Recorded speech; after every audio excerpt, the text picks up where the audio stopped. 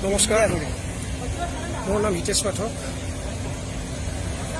মই আমাৰ অসমৰ মৰমৰ অভিনেতা কিশোৰ দাসৰ ভিনিয়েক। আজি বৰ দুখিত, আপোনালোকে অসমবাসী ৰাইজে গমে পাইছে কিশোৰৰ আজি মৃত্যু হৈছে। মই এতিয়া বৰ্তমান চেন্নাই কোনো হস্পিটেলত আছোঁ।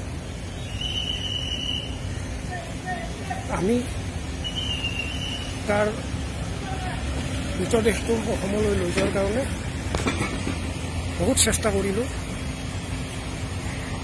কিন্তু এতিয়া আমি গম পালোঁ যে আমি অসমলৈ নিব নোৱাৰিম। আমি কনফাৰ্ম হৈ গ'লোঁ। গতিকে তাৰ সৎকাৰ আমি চেন্নাইতে কৰিব লাগিব, কাৰণ তাৰ মৃত্যুৰ সময়ত ক'ভিড পজিটিভ পোৱা গ'ল। গতিকে অসমৰ ৰাইজক বা অসমবাসী ৰাইজৰ ওপৰত ক্ষমা বিচাৰোঁ, কাৰণ আমি যিখিনি পাৰিছোঁ চেষ্টা কৰিছিলোঁ, কিন্তু নহ'ল। সেইটো আমিও কৰিব নোৱাৰোঁ। গতিকে আপোনালোকে ক্ষমা কৰিব।